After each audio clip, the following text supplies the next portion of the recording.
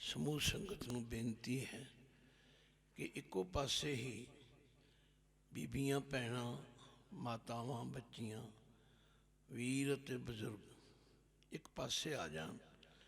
इहदे नाल शोभा वधेरे होवेगी और तुहाडी सब दी हाज़री मेरे सन्मुख होवेगी, क्योंकि दीवान हाल गुरु कृपा द्वारा बहुत वड्डा है। तो जदों तुसीं खिंड के बैठते हो तो होर शोभा वंडी जाती है। जे तुसीं इसे पासे आ जाओ तो वीर बजुर्ग जिहड़े ने अगे अगे हो जान, पिछले पासे बीबियां आपे ही अपना स्थान ले लैन, तो प्रेरणा भी की जाए इशारे नाल, तो कोई गलत गल नहीं। आओ जोड़न का यतन करिए। समा हो चुका है। 5 वारी मूल मंत्र का पाठ, 5 वारी गुरमंत्र का जाप हो के फिर असी अपने इस कारज नूं गुरु महाराज का ओट आसरा लैके आरंभ करांगे। एक ओंकार सतनाम करता पुरख निरभओ निर्वैर अकाल मूरत अजूनी सैभं गुर प्रसाद। एक ओंकार सतनाम करता पुरख निरभओ निर्वैर अकाल मूरत अजूनी सैभं गुर प्रसाद। एक ओंकार सतनाम करता पुरख निरभओ निर्वैर अकाल मूरत अजूनी सैभं गुर प्रसाद। एक ओंकार सतनाम करता पुरख निरभओ निर्वैर अकाल मूरत अजूनी सैभं गुर प्रसाद। एक ओंकार सतनाम करता पुरख निरभओ निर्वैर अकाल मूरत अजूनी सैभं गुर प्रसाद। वाहिगुरु वाहिगुरु वाहिगुरु वाहिगुरु वाहिगुरु। वाहिगुरु जी का खालसा वाहिगुरु जी की फतेह। क्योंकि सवेर का दीवान इस लड़ी का पहला दीवान सी। असी गुरु कृपा द्वारा मूल मंत्र के अर्थ ते पहली पौड़ी की व्याख्या की सी। कई संगतां हाजिर सन, कई नहीं पहुंचियां, ते कई अपने घरां विच बैठियां श्रवण कर रही हैं। उन्हां वल्लों इच्छा प्रगट की गई कि एक बारी फिर इसकी दोहराई कर दी जाए। ये ठीक है कि गुरबाणी नूं जिन्नी बारी प्यार नाल पढ़िए सुनिए समझिए उन्ना ही रस आवेगा। तो गुरु नानक देव पातशाह ने चल रही उन्हां पुरातन रिवायतों को ध्यान विच रखते हैं कि लोग परमात्मा की हस्ती तो भुल गए हैं। 33 करोड़ देवते बना रहे हैं। कोई सूरज नूं पूज रहा है, कोई चंद्रमा नूं पूज रहा है, कोई दरख्तां नूं पूज रहा है, कोई सप्पां नूं पूज रहा है, कोई कबरां नूं पूज रहा है। तो गुरु नानक सच्चे पातशाह जी ने ये विलक्षण विचारधारा जिसनों अज असी सिख धर्म की मुढ़ली विचारधारा कहते हैं उहदा आरंभ किया। ते उन्होंने संसार के अंदर ये संदेश दिता कि एको है भाई एको है, साहिब मेरा एको। इसलिए उन्होंने उस थ्योरी नूं जो लोगों में प्रचलित सी उसनूं एक पासे रखदियां एक दा जिक्र किया।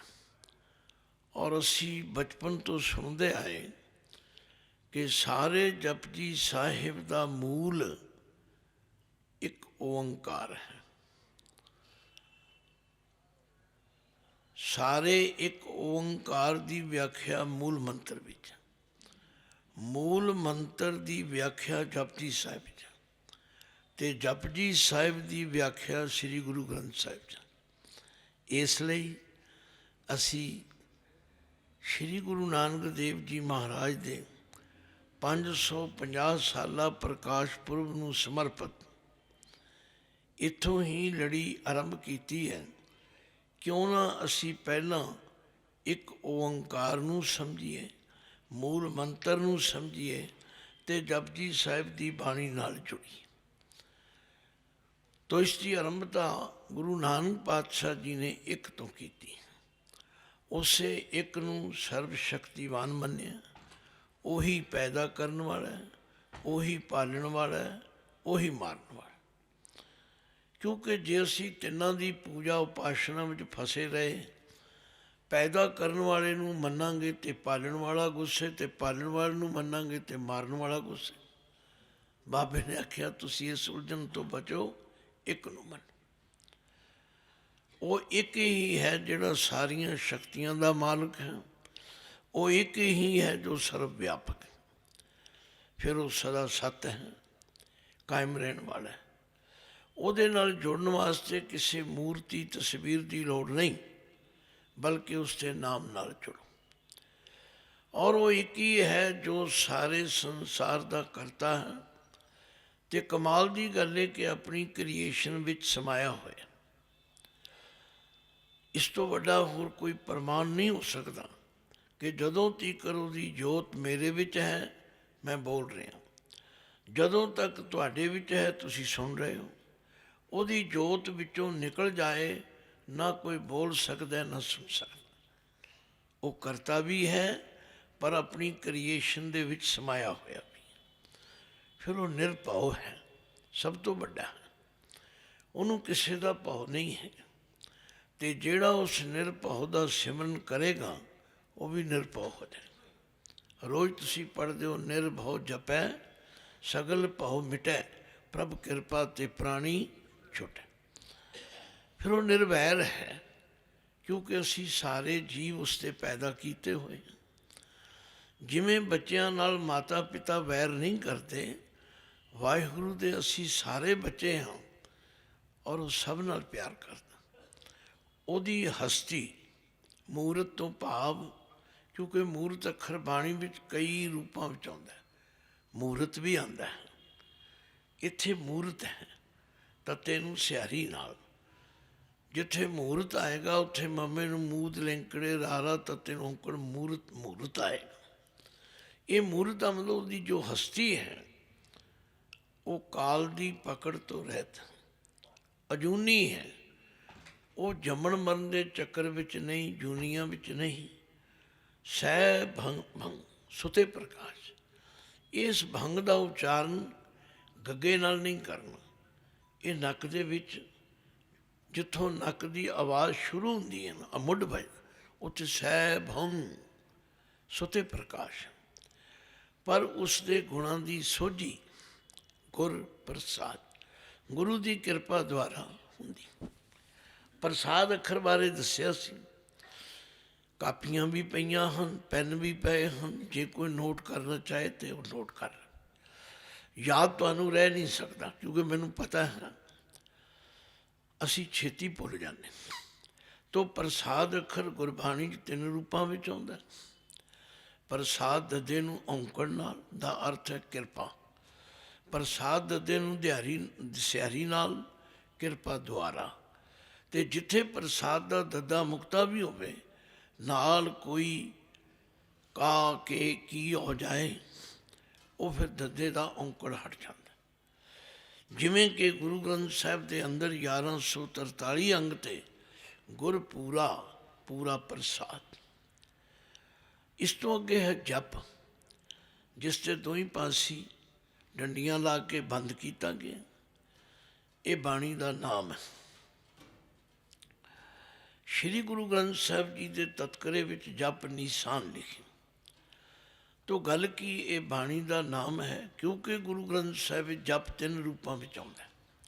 ਇੱਕ ਜਪ ਤੁਹਾਡੇ ਸਾਹਮਣੇ ਹੈ, ਜਿਸ ਤੇ ਪੱਪੇ ਨੂੰ ਔਂਕੜ ਹੈ।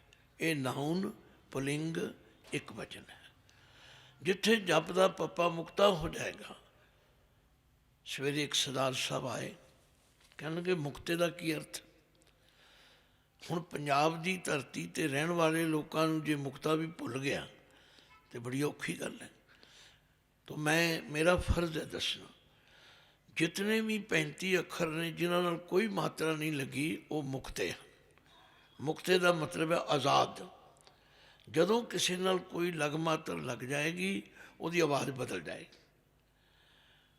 ਤੋ ਜਦੋਂ ਜਪ ਦਾ ਪੱਪਾ ਮੁਕਤਾ ਹੋ ਜਾਏਗਾ, ਭਾਵ ਦਾ ਔਂਕੜ ਹਟ ਜਾਏਗਾ, ਉਹ ਪਲੂਰਲ ਬਹੁਵਚਨ ਅਸੰਖ ਜਪ ਅਸੰਖ ਪਾਓ, ਬਹੁਤੇ ਜਪਾਂ ਦੀ ਗੱਲ ਹੋ ਜਾਏ। ਅਤੇ ਜਦੋਂ ਜਪ ਦੇ ਪੱਪੇ ਨੂੰ ਸਿਆਰੀ ਲੱਗ ਜਾਏਗੀ, ਉਹਦਾ ਮਤਲਬ ਹੈ ਜਪਣ ਕਰਕੇ ਜਾਂ ਜਪਣਾ ਕਰ। ਏਕੋ ਜਪ ਏਕੋ ਸਾਲਾ ਏਕ ਸਿਮਰ ਏਕੋ ਮਨ ਆ। ਅੱਗੇ ਹੈ ਸ਼ਲੋਕ, ਆਦ ਸੱਚ ਜੁਗਾਦ ਸੱਚ ਹੈ ਵੀ ਸੱਚ ਨਾਨਕ ਹੋਸੀ ਵੀ ਸੱਚ। ਕਿਤਨਾ ਸਪਸ਼ਟ ਹੈ। ਆਦ ਉਹ ਮੁੱਢ ਦਾ ਸਮਾਂ, ਜਦੋਂ ਕੋਈ ਰਚਨਾ ਨਹੀਂ ਸੀ, ਉਦੋਂ ਵੀ ਉਹ ਸੱਚ ਸੀ। ਆਦ ਦੇ ਦੱਦੇ ਨੂੰ ਸਿਆਰੀ ਹੈ, ਇਹ ਅਰਥਾਂ ਵਾਸਤੇ ਹੈ। ਇਹਨੂੰ ਤੁਸੀਂ ਆਦਿ ਨਹੀਂ ਪੜ੍ਹ ਸਕਦੇ, ਪੜ੍ਹੋਗੇ ਆਦਿ, ਪਰ ਦੱਦੇ ਦੀ ਸਿਆਰੀ ਦਾ ਮਤਲਬ ਹੈ ਆਦ ਵਿੱਚ, ਮੁੱਢ ਵਿੱਚ ਵੀ ਉਹ ਸੱਚ ਸੀ। ਜੁਗਾਦ ਸੱਚ, ਜਦੋਂ ਯੁੱਗਾਂ ਦੀ ਸ਼ੁਰੂਆਤ ਆਰੰਭਤਾ ਹੋਈ, ਕਿਸੇ ਨੇ ਨਾਮ ਰੱਖਿਆ ਹੈ ਸਤਯੁਗ ਹੈ, ਤ੍ਰੇਤਾ ਹੈ, ਦੁਆਪਰ ਹੈ, ਕਲਯੁਗ, ਉਦੋਂ ਵੀ ਉਹ ਸੱਚ ਹੈ। ਵੀ ਸੱਚ, ਹੁਣ ਵੀ ਸੱਚ ਹੈ।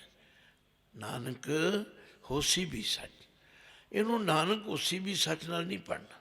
ਨਾਨਕ ਤੇ ਥੋੜ੍ਹਾ ਜਿਹਾ, ਇਹਨੂੰ ਅਸੀਂ ਆਪਣੀ ਬੋਲੀ ਵਿੱਚ ਜੰਬਕ ਕਹਿੰਦੇ ਹਾਂ, ਥੋੜ੍ਹਾ ਜਿਹਾ ਰੁਕਣਾ, ਫੁੱਲ ਸਟਾਪ ਵੀ ਨਹੀਂ। ਨਾਨਕ ਹੋਸੀ ਵੀ ਸੱਚ। ਨਾਨਕ ਜੀ ਫਰਮਾਉਂਦੇ ਹਨ ਕਿ ਉਹ ਇੱਕ ਜਿਹੜਾ ਹੈ, ਉਹ ਹੁਣ ਵੀ ਸੱਚ ਹੈ ਔਰ ਅੱਗੋਂ ਵੀ ਸੱਚ ਹੋਵੇਗਾ। ਕਿਉਂਕਿ ਨਾਨਕ ਅੱਖਰ ਜਿਹੜਾ ਹੈ, ਇਹ ਪਹਿਲੀ ਵਾਰੀ ਆਇਆ। ਅਤੇ ਗੁਰੂ ਗ੍ਰੰਥ ਸਾਹਿਬ ਜੀ ਦੇ ਅੰਦਰ ਨਾਨਕ ਕੱਕਾ ਮੁਕਤਾ ਵੀ ਆਏਗਾ, ਕੱਕੇ ਨੂੰ ਔਂਕੜ ਵੀ ਆਏਗਾ, ਕੱਕੇ ਨੂੰ ਸਿਆਰੀ ਵੀ ਆਏਗੀ, ਔਰ ਨਾਨਕ ਦੇ ਕੱਕੇ ਤੋਂ ਬਾਅਦ ਕਾ ਕੇ ਕੀ ਕੋ ਆ ਜਾਏਗਾ, ਅਤੇ ਉਹ ਸੰਬੰਧ ਕੀ ਹੋ ਜਾਏਗਾ। ਉਹ ਫਿਰ ਜਦੋਂ ਆਏਗਾ, ਉਦੋਂ ਦੱਸਣ ਦਾ ਜ਼ਿਆਦਾ ਤੁਹਾਨੂੰ ਲਾਭ ਹੋਵੇ। ਕਿਉਂਕਿ ਬਾਣੀ 6 ਗੁਰੂ ਸਾਹਿਬ ਦੀ ਹੈ। ਗੁਰੂ ਨਾਨਕ ਦੇਵ ਜੀ ਦੀ, ਗੁਰੂ ਅੰਗਦ ਦੇਵ, ਗੁਰੂ ਅਮਰਦਾਸ, ਗੁਰੂ ਰਾਮਦਾਸ ਜੀ, ਗੁਰੂ ਅਰਜਨ ਦੇਵ ਅਤੇ ਗੁਰੂ ਤੇਗ ਬਹਾਦਰ। ਪਰ ਮੋਹਰ ਜਿਹੜੀ ਹੈ ਉਹ ਨਾਨਕ ਦੀ ਹੈ। ਤੋ ਜਿੱਥੇ ਨਾਨਕ ਕੱਕਾ ਮੁਕਤਾ ਹੈ, ਉਹ ਕਵੀ ਦੀ ਮੋਹਰ ਛਾਪ ਹੈ, ਉੱਥੇ ਥੋੜ੍ਹਾ ਜਿਹਾ ਰੁਕਣਾ। ਪਰ ਜਦੋਂ ਨਾਨਕ ਦੇ ਕੱਕੇ ਨੂੰ ਔਂਕੜ ਆ ਜਾਏਗਾ, ਫਿਰ ਰੁਕਣਾ ਨਹੀਂ, ਫਿਰ ਅਗਲੇ ਅੱਖਰ ਨੂੰ ਨਾਲ ਜੋੜ ਕੇ ਪੜ੍ਹਨਾ। ਵੰਨਗੀ ਮਾਤਰ ਸਵੇਰੇ ਪੁੱਛਿਆ ਸੀ, ਮੈਨੂੰ ਪਤਾ ਹੈ ਬਹੁਤਿਆਂ ਨੂੰ ਨਹੀਂ ਪਤਾ, ਕਿਉਂਕਿ ਜਦ ਤੱਕ ਚਰਚਾ ਨਾ ਹੋਵੇ ਦੱਸਿਆ ਨਾ ਜਾਏ। ਸਾਰੇ ਜਪਜੀ ਸਾਹਿਬ ਦਾ ਪਾਠ ਤੁਸੀਂ ਰੋਜ਼ ਕਰਦੇ ਹੋ, ਪਰ ਨਾਨਕ ਕੱਕੇ ਨੂੰ ਔਂਕੜ ਵਾਲਾ ਕਿੰਨੀ ਵਾਰੀ ਆਉਂਦਾ? ਸਿਰਫ 2 ਵਾਰੀ। ਨਾਨਕ ਨੀਚ ਕਹਿ ਵਿਚਾਰ, ਨਾਨਕ ਕਿਆ ਵਿਚਾਰੇ। ਹੁਣ ਇੱਥੋਂ ਤੁਹਾਨੂੰ ਸੇਧ ਮਿਲ ਗਈ। ਇੱਥੇ ਨਾਨਕ ਦੇ ਕੱਕੇ ਨੂੰ ਔਂਕੜ ਹੈ। ਨਾਨਕ ਜੀ ਕਿਸੇ ਨੂੰ ਨੀਚ ਨਹੀਂ ਕਹਿੰਦੇ, ये उन्होंने निमरता है, ये उन्होंने विशेषता है। ये तो सानू प्रेरणा लेनी चाहिए है। पातशाह कहते नानक नीच कह विचार, पर जिथे नानक के कक्के नूं सियारी लग जाएगी वो है नानक द्वारा ये काम किया गया। जिथे नानक का कक्का मुक्ता भी होएगा, नाल का के की को कह आ जाएगा, उन्होंने जोड़ के पढ़ना। नानक की अरदास प्यारे, नानक का प्रभ अंतर जामी, नानक को प्रभ दीजै दान, नानक कै घर केवल नाम, नानक की अरदास प्यारे। उत्थे हालांकि नानक कक्का मुक्ता है, पर नाल का के की को संबंध की आउण करके उन्होंने नाल जोड़ के पढ़। इत्थे एक दा निशान भी आ गया जिहड़ा दोवां पासियों तो बंद है। ये सूचक है कि ये सलोक है। कई लोग कहते जी इत्थे सलोक लिखिया नहीं, भाई इन बिन इन्हां ही रूपांतर विच सुखमनी साहब के अंदर यही सलोक आउंदा है। उत्थे अंतर सिर्फ एक गल दा, इत्थे भी है उत्थे पे है, पर वो सलोक है। इसलिए सानू इस तो सेध मिलती है कि ये सलोक है। इनू पहली पौड़ी कहना जिहड़ा ये अज्ञानता है, पर कुछ संप्रदावां कहंदियां ने असी किसी नाल लड़ते नहीं, अड़ते नहीं। सत बचन जी असी तो दसना कि जो समझ आ रही है वो ये है।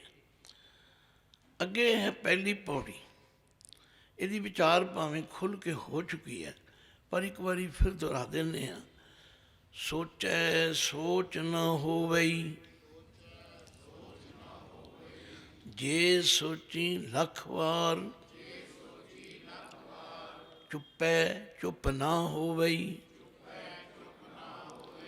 जे लाए रहा लिवतार, भुखियां भुख ना उतरी, जे बन्ना पुरियां भार, सह सियाणपा लख होए। इनू होए नहीं कहना, होए उत्थे आएगा जिथे ईड़ी नूं सियारी है। ये दो आहे ने होए। जे किसी को सियाणपा हो जाण, सह सियाणपा लख होए, तां एक न चले नाल, किव सचियारा होई है, किव कूड़े टुटे पाल, हुक्म रजाई चलना, हुक्मे नहीं कहना, हुक्म रजाई चलना, नानक लिखिया नाल। तो मैं बेनती की सी कि गुरु पातशाह ने ये तरीका सारे श्री गुरु ग्रंथ साहिब की बाणी विच वरत्या कि पहला उन्हां प्रचलित रवायतां नूं, रस्मां नूं जिहड़ियां लोकां विच प्रचलित ने, लोग कर रहे ने, उन्हां दा वर्णन किया, फिर अपना फैसला दिता। ये बड़ा उत्तम तरीका है, क्योंकि जे यकदम किसी का खंडन मनना शुरू कर दो, ਉਹਦੇ ਨਾਲ कई बारी विरोधाभास तो जरूर होंदा, बस असली गल नहीं समझ आती। महाराज ने एक एक करके बई लोग परमात्मा नूं मिलण वास्ते सुचमता ते जोर दे रहे हैं। महाराज ने कहा इस बाहरली सुचमता दे नाल अंदर सुचा नहीं होता। ਇਹਦੇ ਉੱਤੇ प्रमाण देने हुण तो गुरबाणी च बेअंत ने। जल के मज्जन जे गत होवै, नित नित मेंढुक नावै, जैसे मेंढुक तैसे ओए नर, फिर जूनी आवे। मनो कठोर मरै बनारस, नरक न बांचै जाई, हर का संत मरै हड़म्बै, ता सगली सैंत राई। तो क्योंकि मैं कथा नहीं करनी, मैं संथा करानी है, अर्थ कराने ने, इसलिए बहुते प्रमाण देने तो संकोच करता। तो तुसी अखरी अर्थ ध्यान नाल समझोगे तो घर पूरा हो जाएगा। फिर भी जे नहीं समझ आएगी तो मैं तुहाडी सेवा लई हाज़र हाँ। सोचै सोच ना हो वई, बाहरली सुचमता दे नाल अंदर सुचा नहीं हुंदा। जे सोची लख वार, इनू लखवार नहीं पढ़ना। भावें हुण गुटका साहिब विच पद छेद करके बड़ी मेहनत नाल श्रोमणी कमेटी ने भी, दिल्ली कमेटी ने भी और मिशनरी कॉलेजां ने बहुत बड़ा इस विच योगदान पाया तां जो आम संगतां नूं गलती करन तो बचाया जा सके। लखवार कोई शब्द नहीं है, यह है लखवार। जे लखवारी भी कोई सुचमता कर लवे अंदर सुचा नहीं होता। चुप है, इहदियां दो लावां बोलियां ने और चुप है, चुप कर रहन नाल, चुप करके बैठन नाल चुप ना हो गई, अंदर चुप नहीं होती। ਜਿਹੜੇ अंदर फुरने ने उस तरह ही उठते रहते हैं, क्योंकि साढ़े मन की अवस्था ऐसी है। चल दल पत्र पताक पट दामनी कच्छुप माथ भूत दीप दीपक शिखा यौमन वृत्ति अनाथ। तुम आखोगे समझ नहीं आई। चल दल कहते हैं पिपल के दरख्त। पिपल का दरख्त आम दरख्तों नालों उच्चा होंदा है, उहदे पत्तर हिलते रहते हैं। पताक कहते हैं झंडे नूं, निशान साहब नूं। निशान साहब का जिहड़ा फुलारा है वो हिलदा रहिंदा। दामनी जिहड़ी बिजली है आसमान विच वो ऐं करके थर्राउंदी है, लहर बन के आउंदी है। कच्छुप कहते कच्छू कुंभे नूं। कच्छू कुंभे की सिरी जिहड़ी है वो भी एक जगह नहीं टिकदी, कदे अंदर कदे बाहर। और भूतां की अग भी एक जगह नहीं टिकती, दीवे की लाट भी एक जगह नहीं टिकती, इस तरह मन भी एक जगह नहीं टिकता।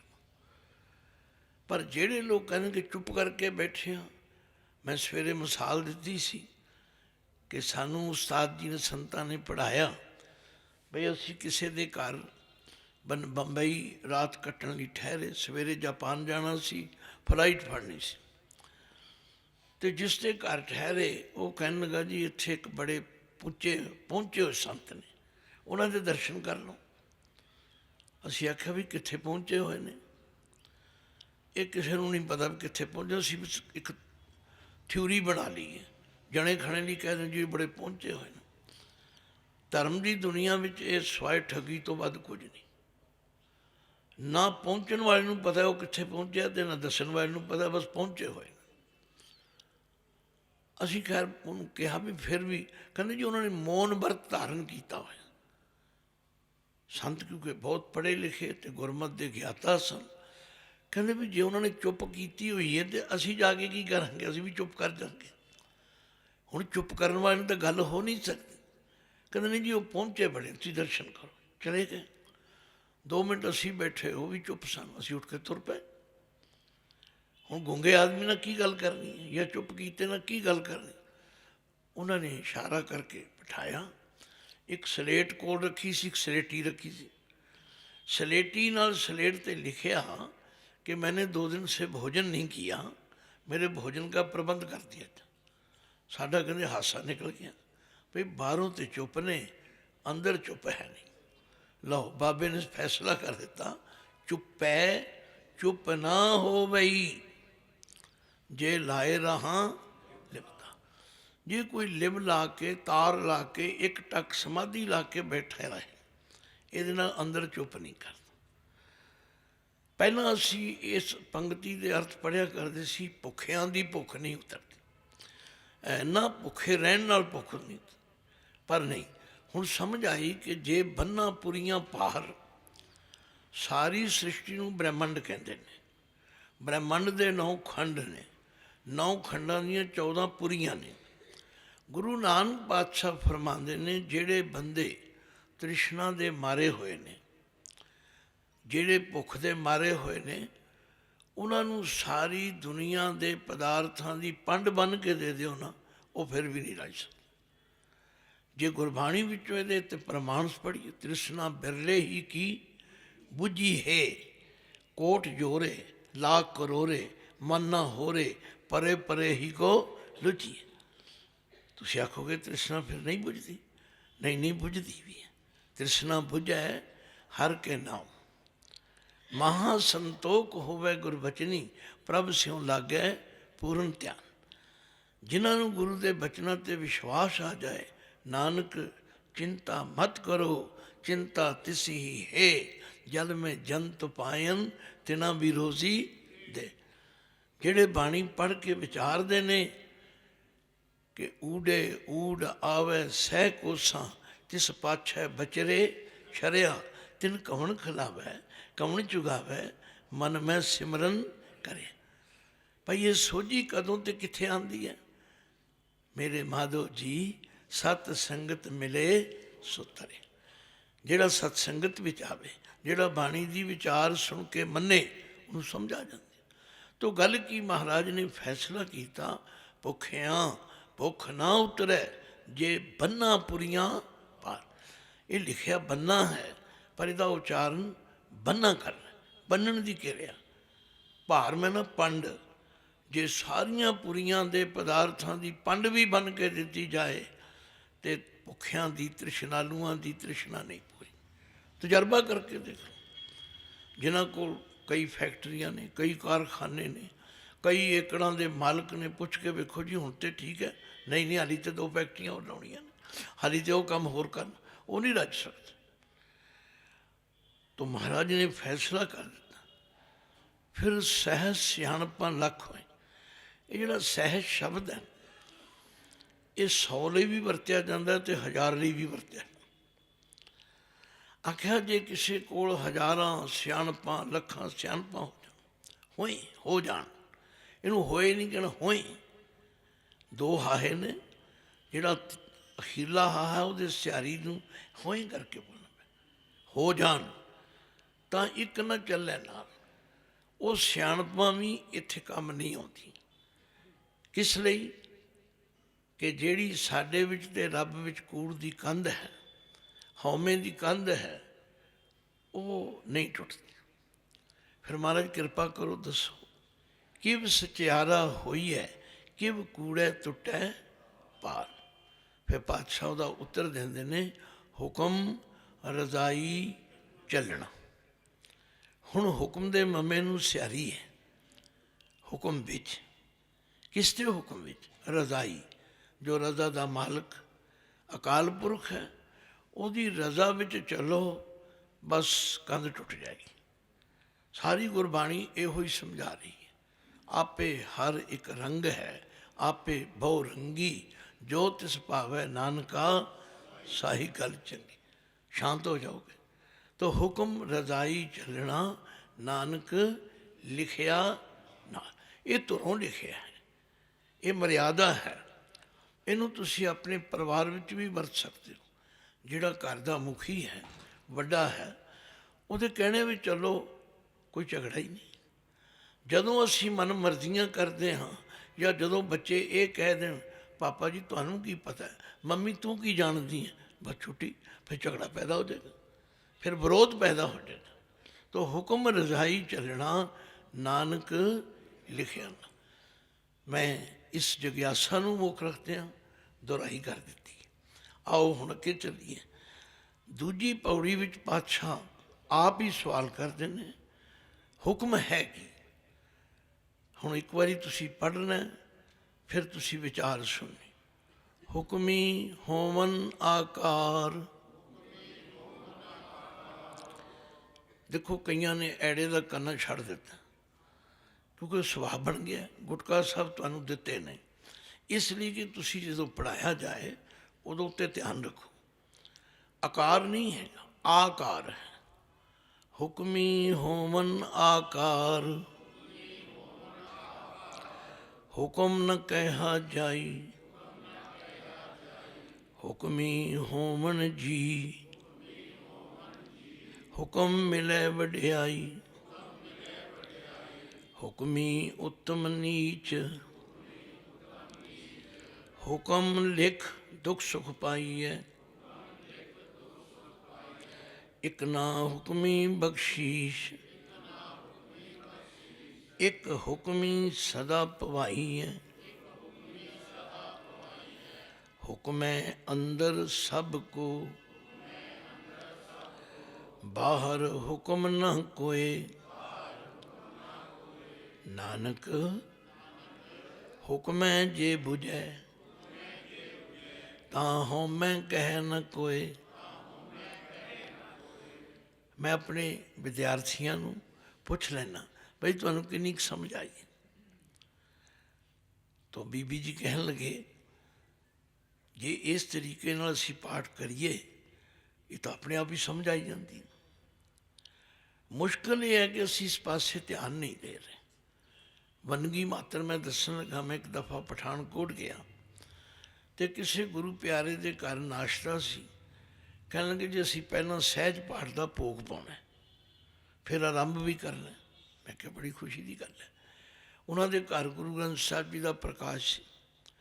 भोग पाया गया, समाप्ति हो गई।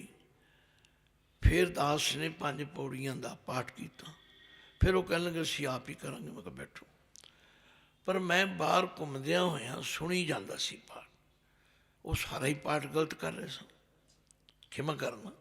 जदों नाश्ते के टेबल पर आए तो मैं बड़ी निमरता नाल पुछया, मैं क्या भाई साहब तुसीं सहज पाठ भी करते हो, भोग भी पाते हो, अगों भी रखते हो, तो तुहानूं मुहारनी का पता नहीं? वो पता की कहते हैं? वो की हुंदी है जी? मुहारनी की हुंदी है?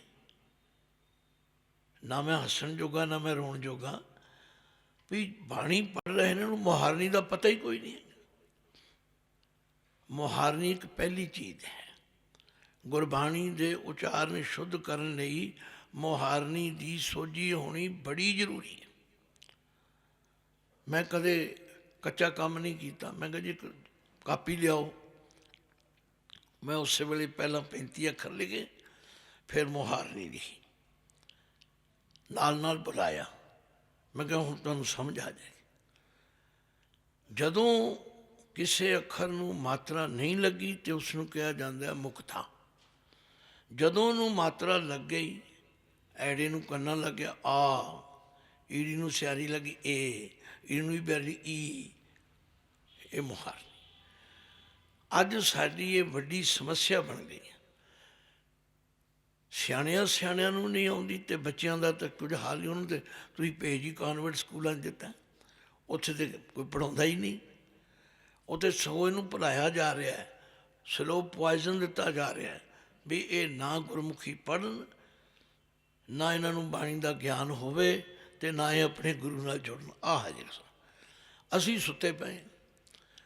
देखो बनाओ बड़िया बड़िया वड्डियां बिल्डिंगां जी सदके, पर जब तक बाणी पढ़न वाले नहीं होणगे फिर ये बिल्डिंगां की करनगी। इसलिए ये कार्य जरूरी है।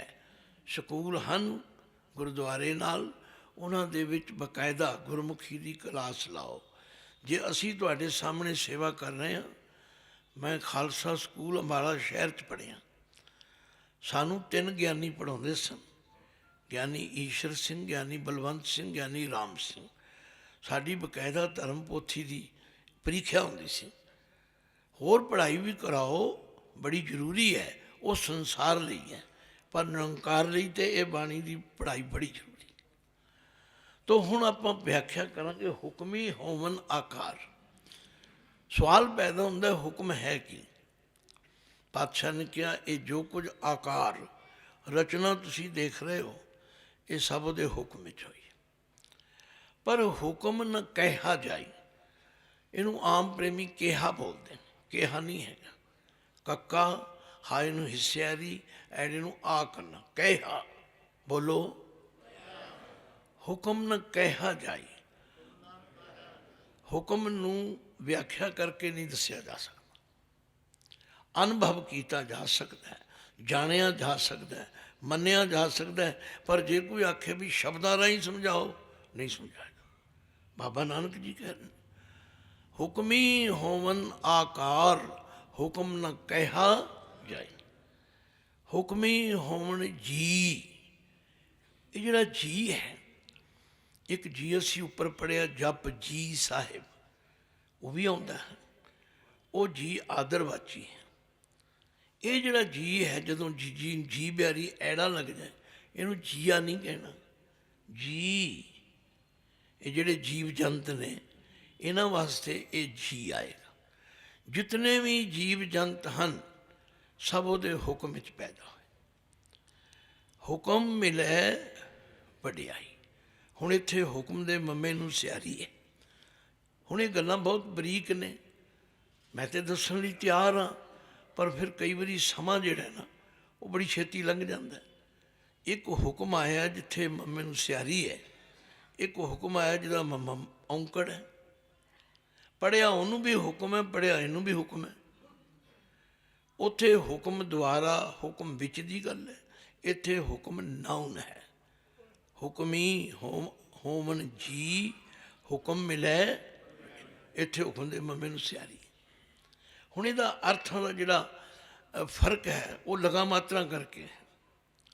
उचारण हुक्म न कहा जाईदा भी उचारण हुक्म है, ते हुक्म मिले वडियाई दे मम्मे नूं सियारी उहदा भी उचारण हुक्म है।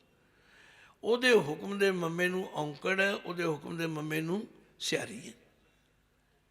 ये तां ही तसल्ली होवेगी जदों तुसीं गुटका साहिब ते देखोगे। मेरे मूँह वाल देखिया बिल्कुल नहीं तसल्ली होवेगी।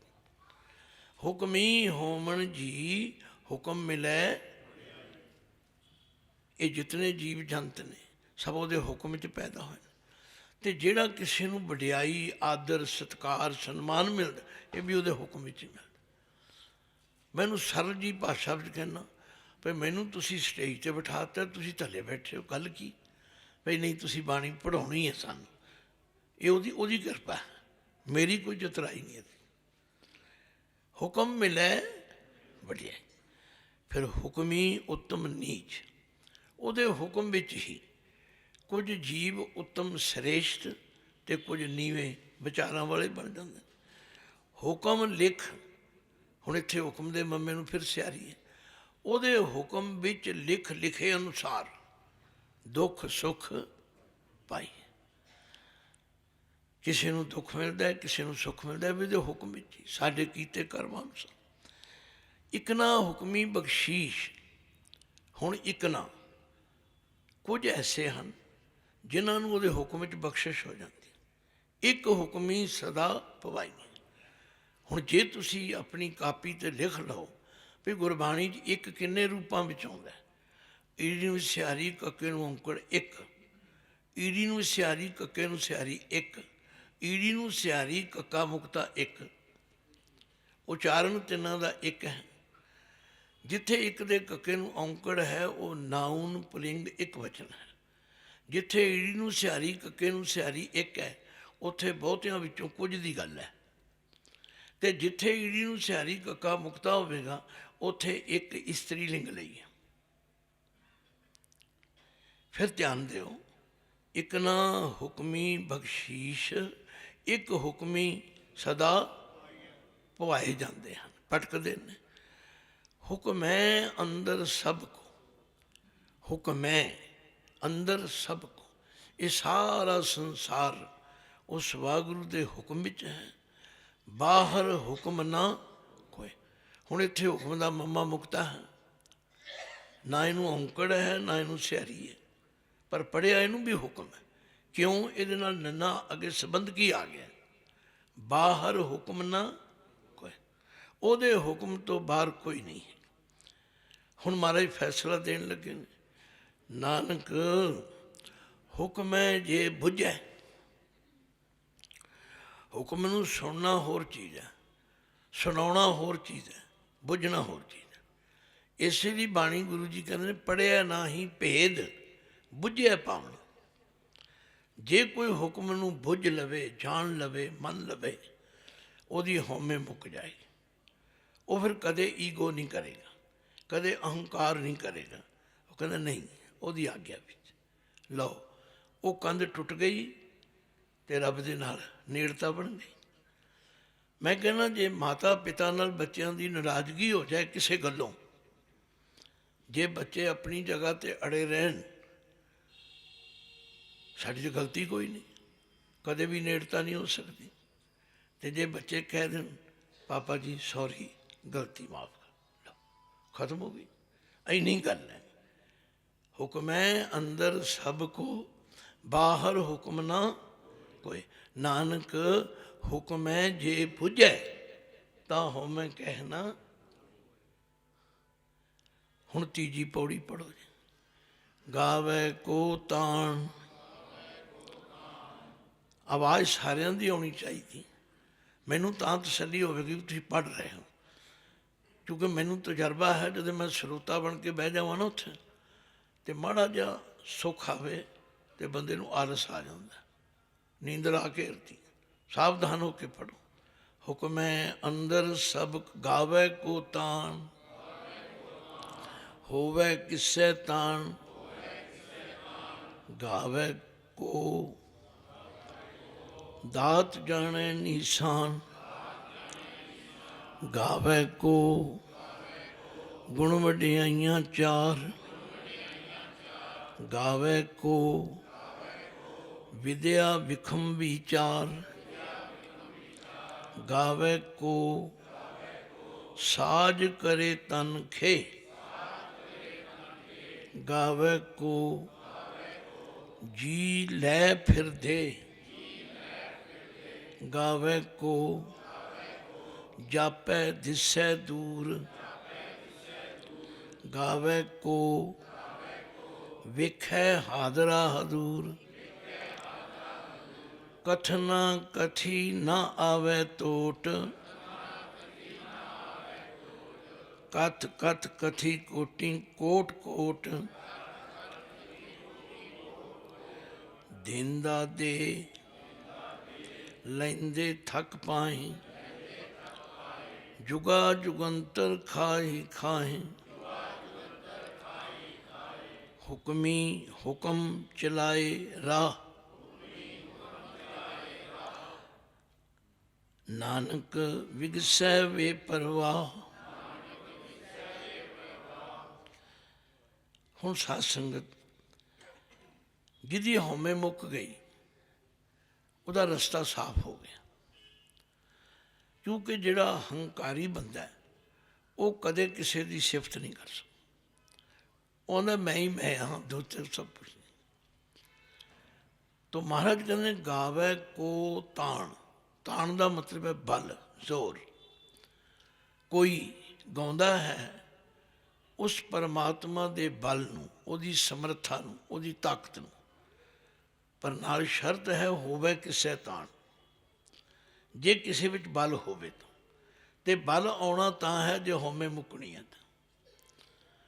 हौमे वाला बंदा कदे किसी की, श्री पातशाह ने कहा हौमे नावे नाल विरोध है, दोए न वसें एक ठाए। जिथे हंकार है उत्थे निमरता नहीं, जिथे निमरता उत्थे हंकार नहीं। तो पातशाह ने कितने टेक्निकल तरीके नाल समझाया, गावे को तान होवे किसे।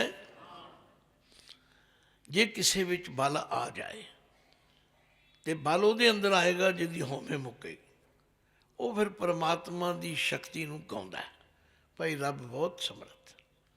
सारी बाणी यही कह रही, खिन में राव रंग को करे राव रंग कर डारे, रीते भरे भरे सकनावे यह ताको व्यवहार। वो इन्ना समर्थ है। अख फरकण दे समय विच हरन भरन जाका नेत्र फोर। अख फरकण दे समय विच बना भी सकता, ढा भी सकता, इन्ना ताकतवर। पर ये उही गा सकता है जिहदे अंदर हौमे नहीं होवे। तो गावे को तान होवे किसे। अगे जितनियां पंक्तियां आनगियां उहदा विश्राम गावे को ते देना। गावे को दात जाने निशान। दात का मतलब है परमात्मा दियां दित्तियां होइयां दातां नूं निशान जान के। निशान का मतलब हुंदा जिहदे तो कोई चीज़ सिग्नीफाई होवे, पछाण होवे। इमारतां बड़ियां ने सारे शहर विच, पर इस इमारत ते तुसीं निशान साहब लाया तो निशान साहब की दसदा भी ये गुरुद्वारा साहब। इस तरह जिन्होंने समझ आ जाती उन्होंने कोई पूछे भी ये कोठी किहदी है, आदे जी ये उहदी दात है। लिखते असी भी हाँ कारां पिछे भी ये पे दात तेरी, पर मनदे मुनदे नहीं है, लिखते हैं। जिहड़े मन लेंदे ने ਉਹਨਾਂ ਨੂੰ ਪੁੱਛੋ ਤੁਹਾਡੇ ਕਿੰਨੇ ਬੱਚੇ ਨੇ, ਉਹ ਵਾਹਿਗੁਰੂ ਦੀ ਦਾਤ ਹੈ। ਬਸ ਉਹ ਦਾਤ ਨੂੰ ਨਿਸ਼ਾਨ ਰੂਪੀ ਜਾਣ ਕੇ ਉਸ ਪਰਮਾਤਮਾ ਨੂੰ ਗਾਉਂਦੇ। ਗਾਵੇ ਕੋ ਦਾਤ ਜਾਣੇ, ਗਾਵੇ ਕੋ ਗੁਣ ਵਡਿਆਈਆਂ ਚਾਰ। ਹੁਣ ਇਹ ਜਿਹੜਾ ਚਾਰ ਅੱਖਰ ਹੈ, ਇਹ ਆਮ ਬੰਦੇ ਨੂੰ ਥੋੜ੍ਹਾ ਜਿਹਾ ਤਫਲਾ ਲੱਗ ਜਾਂਦਾ ਵੀ ਚਾਰ ਤੇ ਗਿਣਤੀ ਦਾ ਸ਼ਬਦ ਹੁੰਦਾ। ਗੁਰਬਾਣੀ ਵਿੱਚ ਜਿੱਥੇ ਗਿਣਤੀ ਦੀ ਚਾਰ ਆਇਆ ਨਾ, ਉੱਥੇ ਚਾਰ ਦੇ ਰਾਰੇ ਨੂੰ ਸਿਆਰੀ ਲੱਗੀ। ਚਾਰ ਪਦਾਰਥ ਜੇ ਕੋ ਮੰਗ, ਤੁਸੀਂ ਦੇਖ ਲਿਆ ਜੇ ਇਹ ਚਾਰ ਦਾ ਮਤਲਬ ਹੈ ਸੁੰਦਰ। ਜਿਸ ਨੂੰ ਸਮਝ ਆ ਜਾਂਦੀ ਹੈ ਉਹ ਫਿਰ ਪਰਮਾਤਮਾ ਦੀਆਂ ਸੁੰਦਰ ਵਡਿਆਈਆਂ ਨੂੰ ਗਾਉਂਦਾ। ਗਾਵੇ ਕੋ ਗੁਣ ਵਡਿਆਈਆਂ ਚਾਰ, ਗਾਵੇ ਕੋ ਵਿਦਿਆ ਵਿਖਮ ਵਿਚਾਰ। ਵਿਖਮ ਦਾ ਮਤਲਬ ਹੈ ਔਖੀ ਵਿਦਿਆ। ਕਈ ਭਾਸ਼ਾਵਾਂ ਐਸੀਆਂ ਨੇ ਉਹ ਨਹੀਂ ਪੜ੍ਹਨੀਆਂ ਆਉਂਦੀਆਂ ਸਨ, ਪਰ ਉਹਨਾਂ ਵਿੱਚ ਵੀ ਬਹੁਤ ਕੁਝ ਲਿਖਿਆ। ਹੁਣ ਜਿਵੇਂ ਵੇਦ ਹਨ, ਸਿਮਰਤੀਆਂ ਨੇ, ਸ਼ਾਸਤਰ ਨੇ, ਹੈ ਤੇ ਉਹਨਾਂ ਵਿੱਚ ਵੀ ਪਰਮਾਤਮਾ ਦੀ ਸਿਫਤ ਗਿਆਨ, ਪਰ ਉਹ ਪੰਡਤਾਂ ਨੇ ਆਪਣੇ ਕਬਜ਼ੇ 'ਚ ਰੱਖੀ, ਉਦੋਂ ਆਮ ਬੰਦਾ ਪੜ੍ਹ ਹੀ ਨਹੀਂ ਸਕਦਾ। ਇਹ ਗੁਰੂ ਨਾਨਕ ਸਾਹਿਬ ਦੀ ਕਿਰਪਾ ਹੈ ਕਿ ਉਹਨਾਂ ਨੇ ਸਾਨੂੰ ਸਾਡੀ ਬੋਲੀ ਵਿੱਚ ਗਿਆਨ ਕਰਾਇਆ, ਪਰ ਅਸੀਂ ਉਹਦੀ ਕਦਰ ਨਹੀਂ ਜਾਣੀ। ਅਸੀਂ ਆਪਣੇ ਬੱਚਿਆਂ ਨੂੰ ਅੰਗਰੇਜ਼ੀ ਪੜ੍ਹਾਉਣ 'ਤੇ ਜ਼ੋਰ ਦਿੰਦੇ ਹਾਂ, ਗੁਰਮੁਖੀ ਨੂੰ ਐਵੇਂ ਹੀ ਐਵੇਂ ਟਿੱਚ ਸਮਝਦੇ ਹਾਂ। ਨਹੀਂ ਨਹੀਂ, ਇਹ ਸਾਡੀ ਬੜੀ ਵੱਡੀ ਭੁੱਲ ਹੈ, ਔਰ ਇਹਦੀ ਸਜ਼ਾ ਵੀ ਮਿਲੇਗੀ। ਕਦੋਂ? ਜਦੋਂ ਬੱਚੇ ਬਾਣੀ ਤੋਂ ਟੁੱਟ ਜਾਣਗੇ, ਫਿਰ ਤੁਸੀਂ ਉਹਨਾਂ ਨੂੰ ਪੜ੍ਹਾਉਣਾ ਚਾਹੋਗੇ, ਪੜ੍ਹਨਗੇ ਹੀ ਨਹੀਂ। ਇਸ ਵਾਸਤੇ ਵਿਦਿਆ ਮਾੜੀ ਨਹੀਂ। ਹੁਣ ਜੇ ਮੈਨੂੰ ਕੋਈ ਪੁੱਛੇ, ਮੈਨੂੰ ਸੰਸਕ੍ਰਿਤ ਵੀ ਆਉਂਦੀ ਹੈ, ਹਿੰਦੀ ਵੀ ਆਉਂਦੀ ਹੈ, ਫਾਰਸੀ ਵੀ ਆਉਂਦੀ ਹੈ, ਉਰਦੂ ਵੀ ਆਉਂਦੀ ਹੈ, ਕੋਈ ਮਾੜੀ ਗੱਲ ਥੋੜ੍ਹੀ ਹੈ। ਇਹਦਾ ਲਾਭ ਤਾਂ ਮੈਨੂੰ ਹੀ ਹੈ ਨਾ, ਕੋਈ ਮੇਰੇ ਕੋਲ ਖੋਹ ਥੋੜ੍ਹੀ ਕਿਸੇ ਨੇ ਲੈਣੀ। ਭਾਵ ਕਈ ਐਸੇ ਹਨ ਜਿਹੜੇ ਔਖੀ ਵਿਦਿਆ ਪੜ੍ਹ ਕੇ ਵਿਚਾਰ ਕਰਕੇ ਪਰਮਾਤਮਾ ਦੇ ਗੁਣ ਗਾਇਨ ਕਰ। ਗਾਵੇ ਕੋ ਵਿਦਿਆ ਵਿਖਮ, ਗਾਵੇ ਕੋ ਸਾਜ ਕਰੇ ਤਨ ਖੇ। ਹੁਣ ਸਾਜ ਦੇ ਜੱਜੇ ਨੂੰ ਸਿਆਰੀ ਹੈ, ਇਹ ਬੋਲ ਨਹੀਂ ਸਕਦੇ ਤੁਸੀਂ। ਇਹਦੇ ਅਰਥ ਨੇ ਸਾਜ ਕੇ। ਕੋਈ ਇਹ ਗਾ ਰਿਹਾ ਕਿ ਪਰਮਾਤਮਾ ਸਾਨੂੰ ਜੀਵਾਂ ਨੂੰ ਪੈਦਾ ਕਰਕੇ ਫਿਰ ਜਦੋਂ ਦੀ ਮੌਜ ਆਵੇ ਖੇ ਵੀ ਕਰ ਦਿੰਦਾ। ਰੋਜ਼ ਤੁਸੀਂ ਪੜ੍ਹਦੇ ਹੋ, ਜਬ ਉਦ ਕਰਖ ਕਰਾ ਕਰਤਾਰਾ, ਪ੍ਰਜਾ ਧਰਤ ਤਬ ਦੇਹ ਅਪਾਰਾ, ਜਬ ਆ ਕਰਖ ਕਰਤ ਹੋ ਕਬ ਹੂੰ, ਤੁਮ ਮੈਂ ਮਿਲਤ ਦੇ ਧਰ। ਕੋਈ ਇਹ ਗਾ ਰਿਹਾ ਹੈ, ਗਾਵੇ ਕੋ ਸਾਜ ਕਰੇ ਤਨ ਖੇ, ਗਾਵੇ ਕੋ ਜੀ ਲੈ ਫਿਰਦੇ। ਜਿੰਦ ਲੈ ਵੀ ਲੈਂਦਾ, ਫਿਰ ਅੱਗੇ ਦੇ ਵੀ ਦਿੰਦਾ। ਇੱਧਰੋਂ ਕੱਢ ਕੇ ਕਿਸੇ ਹੋਰ ਥਾਂ ਪਾ, ਉਹਨੂੰ ਪਤਾ ਸਾਡੀ ਸਮਰੱਥਾ ਨਹੀਂ, ਪਰ ਕੋਈ ਇਸ ਗੱਲ ਨੂੰ ਗਾ ਰਿਹਾ ਹੈ। ਫਿਰ ਮਹਾਰਾਜ ਨੇ ਗਾਵੇ ਕੋ ਜਾਪੈ ਦਿਸੈ ਦੂਰ। ਕੋਈ ਇਹ ਗਾ ਰਿਹਾ ਹੈ ਕਿ ਜਾਪਦਾ ਤੇ ਹੈ, ਪਰ ਹੈ ਬੜੀ ਦੂਰ। ਕਿਸੇ ਨੇ ਆਖਿਆ ਜੀ ਉਹ ਸਤਵੇਂ ਅਸਮਾਨ 'ਤੇ ਹੈ, ਕਿਸੇ ਨੇ ਸਤਵੇਂ ਪਤਾਲ। ਪਰ ਕੁਝ ਐਸੇ ਵੀ ਨੇ, ਗਾਵੇ ਕੋ ਵੇਖੈ ਹਾਦਰਾ ਹਦੂਰ। ਮੈਨੂੰ ਇੱਕ ਕਵਿਤਾ ਪ੍ਰੋਫੈਸਰ ਮੋਹਨ ਸਿੰਘ ਨੇ ਲਿਖੀ, ਉਹਨੇ ਰੱਬ ਇੱਕ ਗੁੰਝਲਦਾਰ ਬੁਝਾਰਤ, ਰੱਬ ਇੱਕ ਗੋਰਖ ਧੰਦਾ, ਪੇਚ ਇਸ ਦੇ ਖੋਲ੍ਹਣ ਲੱਗਿਆਂ ਕਾਫਰ ਹੋ ਜਾਏ ਬੰਦਾ। ਕਾਫਰ ਹੋਣੋਂ ਡਰ ਕੇ ਬੀਬਾ ਖੋਜੋ ਮੂਲ ਨਾ ਖੁੰਝੀ, ਲਾਈ ਲਗ ਮੋਮਨ ਦੇ ਨਾਲੋਂ ਖੋਜੀ ਕਾਫਰ ਚੰਗਾ।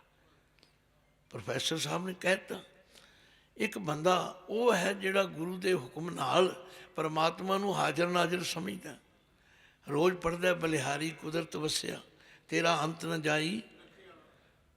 ਉਹ ਕਹਿੰਦਾ ਪ੍ਰੋਫੈਸਰ ਸਾਹਿਬ ਗਲਤ ਕਹਿ ਰਹੇ, ਨਾ ਰੱਬ ਗੁੰਝਲਦਾਰ ਬੁਝਾਰਤ, ਨਾ ਰੱਬ ਗੋਰਖ ਧੰਦਾ, ਜਿੱਥੇ ਕੁਦਰਤ ਉੱਥੇ ਕਾਦਰ, ਕਦਰ ਨਾ ਜਾਣੇ ਬੰਦਾ।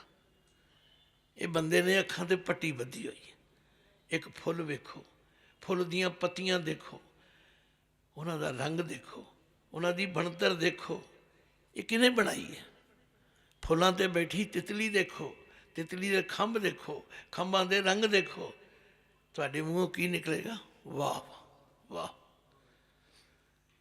ਇਹ ਹਰ ਇੱਕ ਦੀ ਆਪਣੀ ਆਪਣੀ ਅਵਸਥਾ ਹੈ। ਗਾਵੇ ਕੋ ਜਾਪੈ ਦਿਸੈ ਦੂਰ, ਗਾਵੇ ਕੋ ਵੇਖੈ ਹਾਦਰਾ।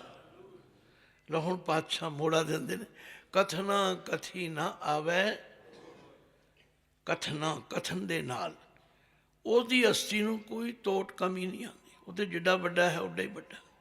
ਕਥ ਕਥ ਕਥੀ ਕੋਟੀ। ਹੁਣ ਕੋਟ ਅੱਖਰ ਜਿਹੜਾ ਹੈ ਇਹ ਗੁਰਬਾਣੀ 'ਚ 3 ਰੂਪਾਂ ਵਿੱਚ ਆਉਂਦਾ, ਨੋਟ ਕਰ ਲਓ। ਮੈਂ ਮਜਬੂਰ ਨਹੀਂ ਕਰਦਾ, ਪਰ ਤੁਹਾਨੂੰ ਇਹ ਫਾਇਦਾਮੰਦ ਹੋਵੇਗਾ। ਕੋਟ ਟੈਂਕੇ ਨੂੰ ਸਿਆਰੀ ਨਾਲ, ਇਹਦਾ ਅਰਥ ਹੈ ਕਰੋੜ। ਜਿੱਥੇ ਕੋਟ ਦੇ ਟੈਂਕੇ ਨੂੰ ਔਂਕੜ ਆ ਜਾਏਗਾ ਉਹਦਾ ਅਰਥ ਹੈ ਕਿਲ੍ਹਾ। ਲੰਕਾ ਸਾ ਕੋਟ ਸਮੁੰਦਰ ਸੀ ਖਾਈ। ਅਤੇ ਜੇ ਕੋਟ ਦਾ ਟੈਂਕਾ ਔਂਕੜ ਹਟ ਗਿਆ ਫਿਰ ਉਹ ਪਲੂਰਲ ਬਹੁਵਚਨ ਬਹੁਤੇ ਕਿਲਿਆਂ ਦੀ ਗੱਲ ਹੋ ਜਾਏ। ਜਿਨ ਗੜ ਕੋਟ ਕੀਏ ਕੰਚਨ ਕੇ ਛੋੜ ਗਿਆ ਸੋ ਰਾਵਣ। ਹੁਣ ਤੁਸੀਂ ਨਿਰਣਾ ਤਾਂ ਹੀ ਕਰ ਸਕੋਗੇ ਜੇ ਤੁਹਾਨੂੰ ਪਤਾ ਹੋਵੇ ਵੀ ਇੱਥੇ ਕੋਟ ਦੇ ਟੈਂਕੇ ਨੂੰ ਸਿਆਰੀ ਹੈ, ਇੱਥੇ ਕੋਟ ਦਾ ਟੈਂਕਾ ਔਂਕੜ ਹੈ, ਇੱਥੇ ਕੋਟ ਦਾ ਟੈਂਕਾ ਮੁਕਤਾ। ਤਾਂ ਪਾਤਸ਼ਾਹ ਨੇ ਫਰਮਾਇਆ ਕਥਨ ਕਥਨਾ ਕਥੀ ਨਾ ਆਵੇ ਤੋਟ, ਕਥ ਕਥ ਕਥੀ ਕੋਟੀ ਕੋਟ। ਕਰੋੜਾਂ ਹੀ ਕਥ ਕਥ ਕੇ ਚਲੇ ਗਏ ਨੇ, ਪਰ ਉਸ ਦੀ ਹਸਤੀ ਵਿੱਚ ਕੋਈ ਕਮੀ ਨਹੀਂ ਆਉਂਦੀ। ਉਹ ਜਿੱਡਾ ਵੱਡਾ ਹੈ ਐਡਾ ਹੀ ਹੈ। ਫਿਰ ਪਾਤਸ਼ਾਹ ਕਹਿੰਦੇ ਨੇ ਦੇਂਦਾ ਦੇ। ਹੁਣ ਕੁਝ ਵੀਰ ਭੈਣਾਂ ਇੱਥੇ ਕਹਿੰਦੇ ਬਿੰਦੀ ਲੱਗੀ ਤੇ ਹੈ ਨਹੀਂ, ਪਰ ਯਾਦ ਰੱਖੋ ਗੁਰੂ ਗ੍ਰੰਥ ਸਾਹਿਬ ਦੇ ਅੰਦਰ 3600 ਬਿੰਦੀਆਂ ਲੱਗੀਆਂ ਨੇ। 3600 ਹਰ ਜਗ੍ਹਾ ਨਹੀਂ ਲੱਗੀਆਂ, ਪਰ ਜਿੱਥੇ ਮਹਾਰਾਜ ਨੇ ਸੇਧ ਦੇਣੀ ਲਾ ਦਿੱਤੀ। ਤੂੰ ਸਾਨੂੰ ਇਸ ਤੋਂ ਸੇਧ ਲੈ ਕੇ ਤੁਸੀਂ ਆਪਣੀ ਗੱਲਬਾਤ ਵੀ ਜਦੋਂ ਗੱਲ ਕਰਦੇ ਹੋ ਦੇਦਾ ਕਹਿੰਦੇ ਹੋ ਜਾਂ ਦਿੰਦਾ ਕਹਿੰਦੇ ਹੋ? ਸਹੀ ਨਹੀਂ ਗੱਲ ਹੈ। ਤੋ ਕੋਈ ਅੜਨ ਵਾਲੀ ਗੱਲ ਨਹੀਂ। ਜੇ ਫਿਰ ਵੀ ਕਿਸੇ ਦਾ ਮਨ ਖੁਸ਼ ਹੋਵੇ ਦੇਦਾ ਪੜ੍ਹ ਕੇ ਤਾਂ ਪੜ੍ਹੀ ਜਾਵੇ, ਪਰ ਹੈ ਦੇਂਦਾ ਦੇ ਲੈਂਦੇ। ਦੇਣ ਵਾਲਾ ਪਰਮਾਤਮਾ ਦੇ ਰਿਹਾ, ਅਸੀਂ ਲੈਣ ਵਾਲੇ ਥੱਕ ਜਾਂਦੇ। ਔਰ ਕਿਤਨਾ ਦੇ ਰਿਹਾ? ਜੁਗਾ ਜੁਗੰਤਰ। ਹਰ ਯੁੱਗ ਦੇ ਅੰਦਰ ਉਹਦਾ ਦਿੱਤਾ ਹੋਇਆ ਅਸੀਂ ਖਾਈ ਜਾਂਦੇ ਹਾਂ। ਫਿਰ ਮਹਾਰਾਜ ਕਹਿੰਦੇ ਹੁਕਮੀ ਹੁਕਮ ਚਲਾਏ ਰਾਹ। ਹੁਣ ਇੱਥੇ ਆ ਕੇ ਥੋੜ੍ਹਾ ਜਿਹਾ ਪੰਗਾ ਪੈਂਦਾ ਹੈ। ਰਾਹੋ ਪੜ੍ਹਦੇ ਨੇ, ਧਿਆਨ ਦੇਣਾ। ਮੈਂ ਕਟਾਕਸ਼ ਨਹੀਂ ਕਦੇ ਕਿਸੇ ਤੇ ਕਰੇਗਾ। ਕੋਈ ਲੈਣਾ ਚਾਹੇ ਲਵੇ, ਨਾ ਲੈਣਾ ਚਾਹੇ ਤਾਂ ਛੱਡ ਜਾਵੇ। ਹੁਣ ਜਿੱਥੇ ਪਹਿਲੀ ਪੰਕਤੀ 'ਚ ਪੜ੍ਹ ਰਹੇ ਹਾਂ ਹੁਕਮੀ ਹੁਕਮ, ਹੁਕਮ ਦੇ ਮੰਮੇ ਨੂੰ ਔਂਕੜ ਪੜ੍ਹੋ, ਕਿਵੇਂ ਪੜ੍ਹੋਗੇ? ਤੁਸੀਂ ਆਖੋਗੇ ਨਹੀਂ ਪੜ੍ਹਦਾ, ਪੜ੍ਹਿਆ ਨਹੀਂ ਜਾਂਦਾ। ਉਹ ਹੁਕਮ ਦਾ ਮੰਮਾ ਔਂਕੜ ਨਾਉਨ ਪੁਲਿੰਗ ਇੱਕ ਵਚਨ ਵਾਸਤੇ।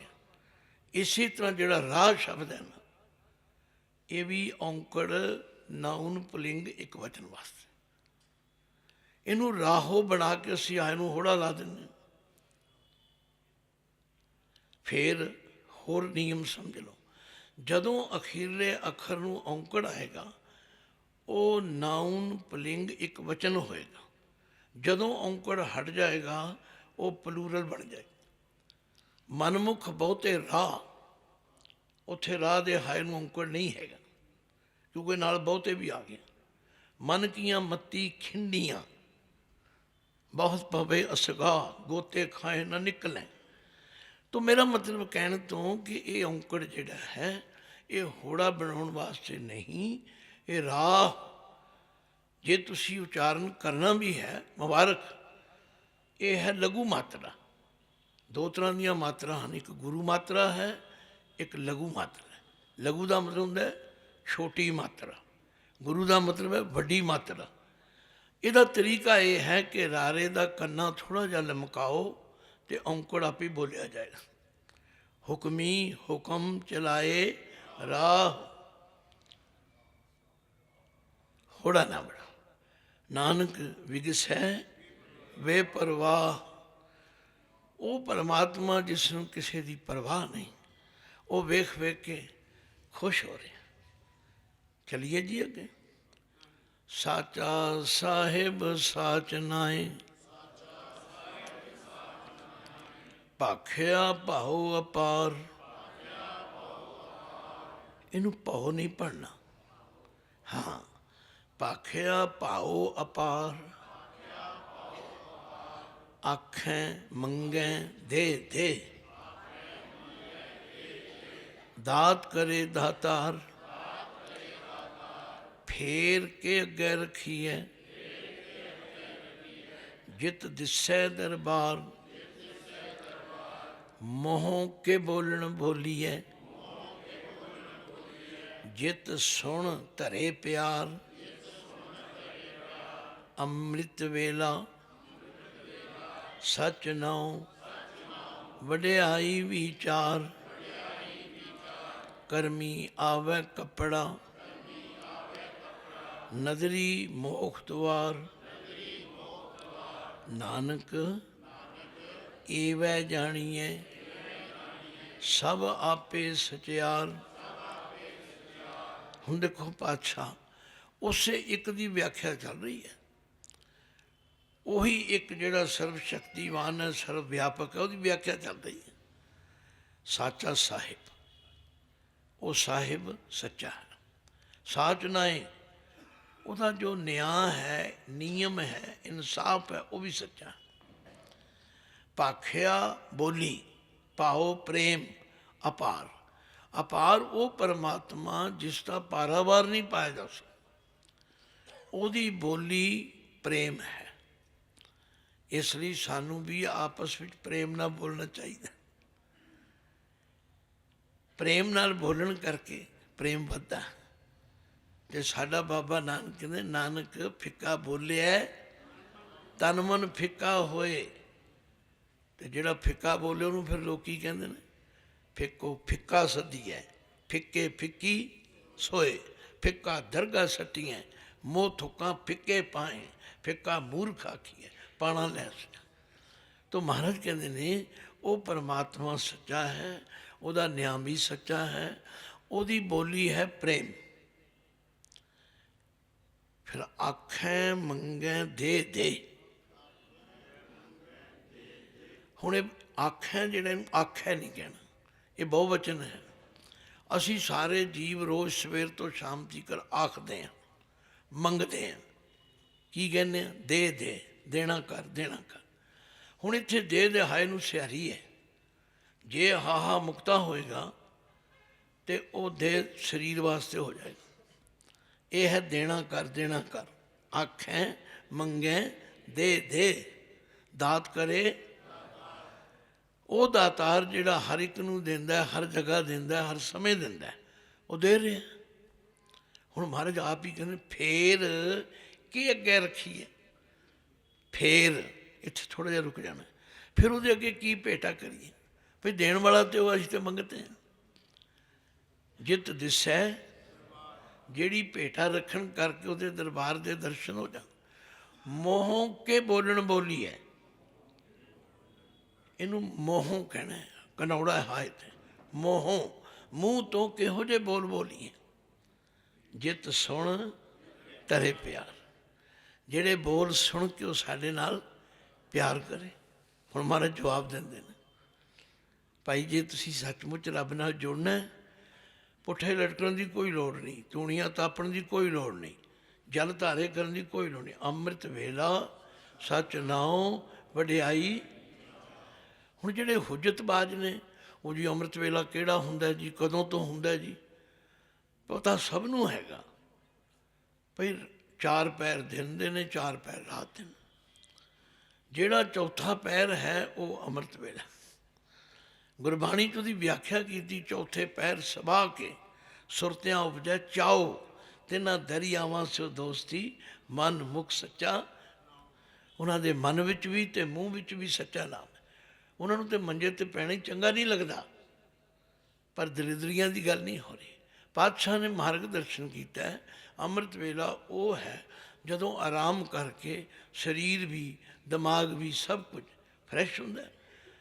ਉਸ ਵੇਲੇ ਉੱਠੋ ਅਤੇ ਸੱਚਾ ਨਾਮ ਯਾਦ ਕਰੋ। ਰੋਜ਼ ਬਾਣੀ 'ਚ ਹੁੰਦਾ, ਕਰ ਇਸ਼ਨਾਨ ਸਿਮਰ ਪ੍ਰਭ ਆਪਣਾ, ਮਨ ਤਨ ਭੈ। ਤੋ ਅੰਮ੍ਰਿਤ ਵੇਲਾ ਸੱਚ ਨਾਉ ਵਡਿਆਈ। ਜੇ ਕਰੋਗੇ, ਕਰਨ ਤੋਂ ਪਹਿਲਾਂ ਕੋਈ ਆਖੇ ਜੀ ਕੀ ਮਿਲੇਗਾ, ਫਿਰ ਉਹਨੂੰ ਨਹੀਂ ਦੱਸਿਆ ਜਾ ਸਕਦਾ। ਜੇ ਕੋਈ ਕਰੇਗਾ ਉਹਨੂੰ ਪ੍ਰਤੱਖ ਹੋ ਜਾਏਗਾ। ਕਰਮੀ ਆਵੇ ਕੱਪੜਾ। ਹੁਣ ਕੱਪੜਾ ਕੀ ਹੈ? ਕਈ ਵਿਦਵਾਨਾਂ ਨੇ ਸਰੀਰ ਲਈ ਕੱਪੜਾ ਕਿਹਾ, ਨਹੀਂ, ਇਹ ਹੈ ਪ੍ਰੇਮ ਰੂਪੀ ਸੁੱਚਾ ਕੱਪੜਾ। ਜਿਹੜੇ ਕਰਨਗੇ ਉਹਨਾਂ ਨੂੰ ਫਿਰ ਪ੍ਰੇਮ ਲੱਗੇਗਾ ਔਰ ਨਦਰੀ ਮੋਖ ਉਹਨਾਂ 'ਤੇ ਮਿਹਰ ਹੋ ਜਾਏਗੀ। ਜਿਨ੍ਹਾਂ 'ਤੇ ਮਿਹਰ ਹੋ ਜਾਏਗੀ ਉਹ ਇਹਨਾਂ ਵਿਕਾਰਾਂ ਤੋਂ, ਭੈੜੇ ਵਿਚਾਰਾਂ ਤੋਂ ਮੁਕਤ ਹੋ ਜਾਣਗੇ। ਨਾਨਕ ਏਵੈ ਜਾਣੀਐ ਸਭ ਆਪੇ।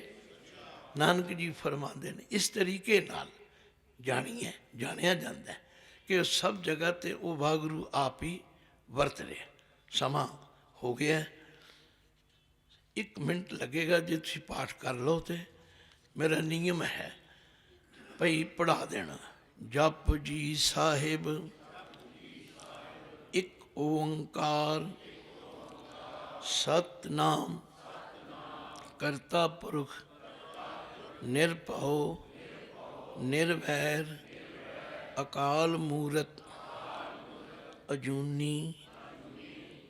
ਫਿਰ ਤੁਹਾਡੇ ਵਿੱਚੋਂ ਕਈਆਂ ਦੀ ਆਵਾਜ਼ ਆਜੂਨੀ ਆਉਂਦੀ, ਇਹਨੂੰ ਠੀਕ ਕਰੋ।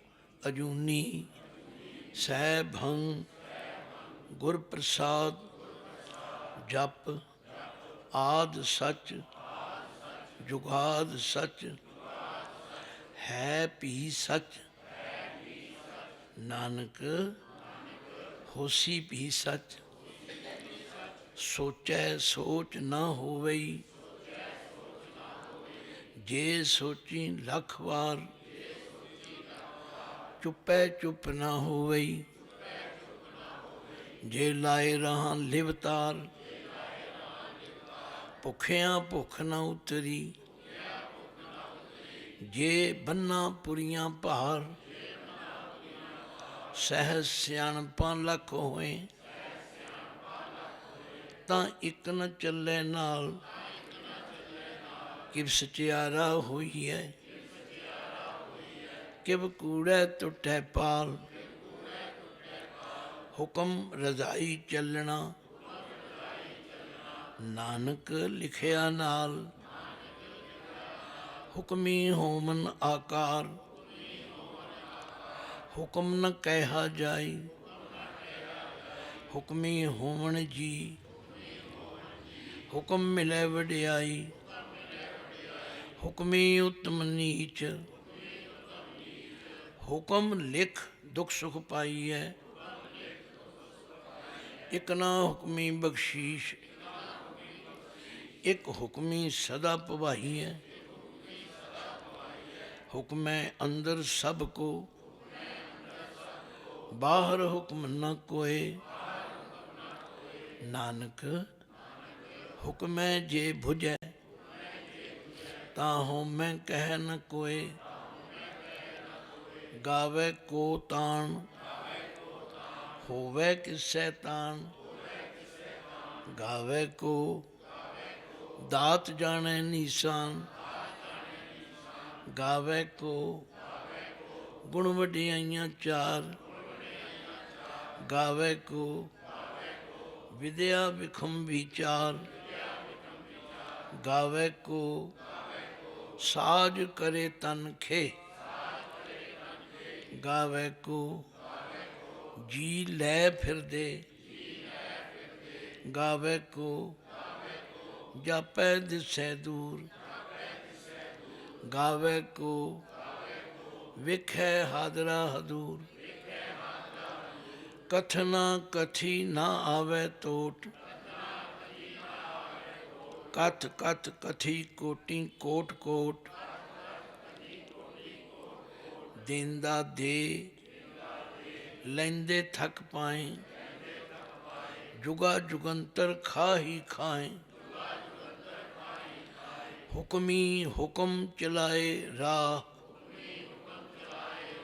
ਨਾਨਕ ਵਿਗਸੈ ਵੇ ਪਰਵਾਹ। ਸਾਚਾ ਸਾਹਿਬ ਸਾਚ ਨਾਏ ਭਾਖਿਆ ਭਾਉ ਅਪਾਰ। ਦੇਖੋ ਤੁਸੀਂ ਧਿਆਨ ਨਾਲ ਪੜ੍ਹੋ। ਭਾਉ ਬੋਲੋ। ਭਾਉ ਦਾ ਅਰਥ ਹੈ ਪ੍ਰੇਮ। ਭਾਉ ਦਾ ਅਰਥ ਹੈ ਡਰ। ਪਰ ਅਸੀਂ ਸਹਿਜੇ ਹੀ ਭਾਉ ਬਣਾ ਦਿੰਦੇ ਹਾਂ। ਭਾਖਿਆ ਭਾਉ ਅਪਾਰ ਆਖੈ ਮੰਗੈ ਦੇ ਦੇ। ਦਾਤ ਕਰੇ ਦਾਤਾਰ ਫੇਰ ਕੇ ਅੱਗੇ ਰੱਖੀਐ।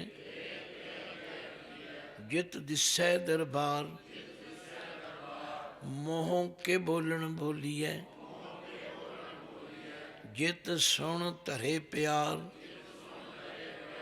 अमृत वेला सच नाओ, अमृत वेला सच नाओ, वड्याई विचार, करमी आवे कपड़ा, नदरी मोख द्वार, नानक एवै जानिए, सब आपे सचियार। भुलां चुकां दी खिमा बख्शे। जे किसी नूं कोई गल ना समझ विच आवे, वो चिट लिख के दे देवे, उन्होंने फिर क्लैरीफाई करांगे, तां जो ये ना होवे भी फॉर्मैलिटी नहीं। मेरी इच्छा है कि तुहाडी सारियां दी जपजी साहिब प्रति पूरी तरह सोझी होवे और तुहाडे राहीं तुहाडे परिवारां विच भी ये लहर चलनी चाहिदी है। अगला प्रोग्राम सुनो, मैनू फतेह बुलाओ। वाहिगुरू जी का खालसा, वाहिगुरू जी की फतेह। गुरु सवारी साध संगत, आओ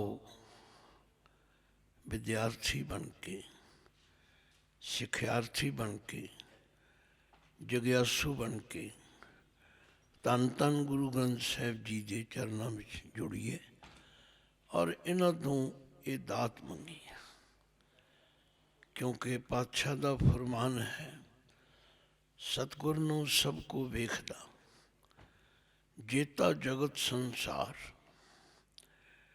डिठै मुक्त न होवे, जिचर शब्द न करे विचार। बहुती बारी असी अपनी मन मर्जी के अर्थ करके भी उलझते हाँ। किसी सज्जन का फोन आया, ज्ञानी जी तुसी हर जगह ये गल कहते हो डिठे मुक्त न होवे, दूजे पासे तुसी ये भी कहते हो तुद डिठे सच्चे पातशाह। मैं क्या भाई कंसैप्ट नूं समझो, किस कंसैप्ट विच केड़ी गल गुरु पातशाह कह रहे ने।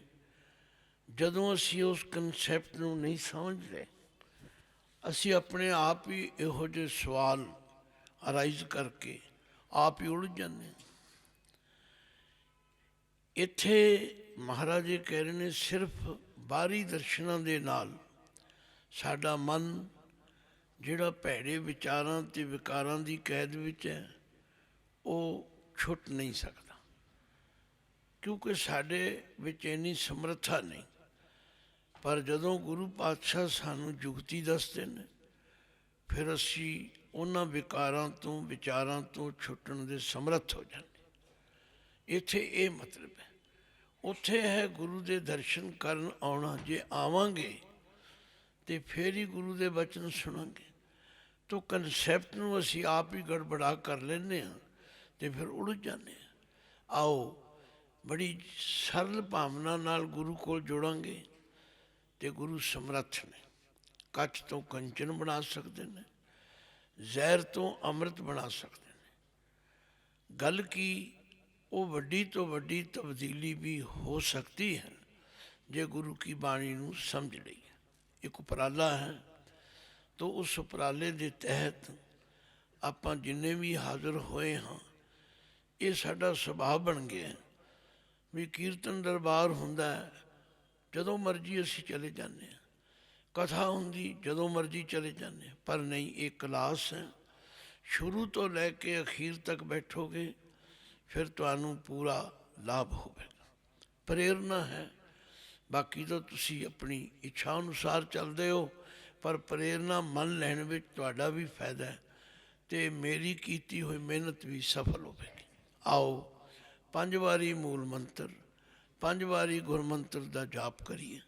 एक ओंकार सतनाम करता पुरख निरभउ निर्वैर अकाल मूरत अजूनी सैभं गुर प्रसाद ਇੱਕ ਓੰਕਾਰ ਸਤਿਨਾਮ ਕਰਤਾ ਪੁਰਖ ਨਿਰਭਉ ਨਿਰਵੈਰ ਅਕਾਲ ਮੂਰਤ ਅਜੂਨੀ ਸੈਭੰ ਗੁਰ ਪ੍ਰਸਾਦ। ਇੱਕ ਓੰਕਾਰ ਸਤਿਨਾਮ ਕਰਤਾ ਪੁਰਖ ਨਿਰਭਉ ਨਿਰਵੈਰ ਅਕਾਲ ਮੂਰਤ ਅਜੂਨੀ ਸੈਭੰ ਗੁਰ ਪ੍ਰਸਾਦ। ਇੱਕ ਓੰਕਾਰ ਸਤਿਨਾਮ ਕਰਤਾ ਪੁਰਖ ਨਿਰਭਉ ਨਿਰਵੈਰ ਅਕਾਲ ਮੂਰਤ ਅਜੂਨੀ ਸੈਭੰ ਗੁਰ ਪ੍ਰਸਾਦ। ਇੱਕ ਓੰਕਾਰ ਸਤਿਨਾਮ ਕਰਤਾ ਪੁਰਖ ਨਿਰਭਉ ਨਿਰਵੈਰ ਅਕਾਲ ਮੂਰਤ ਅਜੂਨੀ ਸੈਭੰ ਗੁਰ ਪ੍ਰਸਾਦ। ਵਾਹਿਗੁਰੂ ਵਾਹਿਗੁਰੂ ਵਾਹਿਗੁਰੂ ਵਾਹਿਗੁਰੂ ਵਾਹਿਗੁਰੂ ਵਾਹਿਗੁਰੂ ਜੀ ਕਾ ਖਾਲਸਾ ਵਾਹਿਗੁਰੂ ਜੀ ਕੀ। ਗੁਰੂ ਪਾਤਸ਼ਾਹ ਸਾਨੂੰ ਪ੍ਰੇਰਨਾ ਕਰਦੇ ਨੇ, ਆਏ ਮਿਲ ਗੁਰਸਿੱਖ ਆਏ ਮਿਲ, ਤੂੰ ਮੇਰੇ ਗੁਰੂ ਕੇ ਪਿਆਰੇ। ਗੁਰਸਿੱਖ ਪੁੱਛਦਾ ਹੈ ਜੇ ਮੈਂ ਆਵਾਂਗਾ ਮੈਨੂੰ ਕੀ ਮਿਲੇਗਾ। ਹਰ ਕੀਆਂ ਕਥਾ ਕਹਾਣੀਆਂ ਗੁਰਮੀਤ ਸੁਣਾਈਆਂ। ਜੇ ਅਸੀਂ ਇੱਕ ਮਨ ਇੱਕ ਚਿੱਤ ਹੋ ਕੇ ਗੁਰੂ ਪਾਤਸ਼ਾਹ ਕੋਲ ਜੁੜਾਂਗੇ ਤਾਂ ਸਾਨੂੰ ਪਰਮੇਸ਼ਰ ਦੇ ਗੁਣਾਂ ਦਾ ਗਿਆਨ ਹੋਵੇ। ਹੁਣ ਤੀਕਰ ਅਸੀਂ ਮੂਲ ਮੰਤਰ, ਸ਼ਲੋਕ ਅਤੇ 4 ਪੌੜੀਆਂ ਦੀ ਵਿਚਾਰ ਹੁਣ ਤੱਕ ਕੀਤੀ। ਜਿਨ੍ਹਾਂ ਨੇ ਆਦਿ ਤੋਂ ਲੈ ਕੇ ਅੱਜ ਤੱਕ ਸੁਣੀ ਹੈ ਉਹਨਾਂ ਨੂੰ ਜ਼ਰੂਰ ਇਹ ਸਮਝ ਆਈ ਹੋਵੇਗੀ ਕਿ ਗੁਰੂ ਨਾਨਕ ਪਾਤਸ਼ਾਹ ਨੇ ਇਸ ਪਵਿੱਤਰ ਬਾਣੀ ਰਾਹੀਂ ਉਸ ਵਾਹਿਗੁਰੂ ਅਕਾਲ ਪੁਰਖ ਦੇ ਨਾਲ ਸਾਨੂੰ ਜੁੜਨ ਦੀ ਪ੍ਰੇਰਨਾ ਕੀਤੀ ਹੈ ਔਰ ਉਸ ਅਕਾਲ ਪੁਰਖ ਦੇ ਗੁਣਾਂ ਦੀ ਜਾਣਕਾਰੀ ਕਰਾਈ।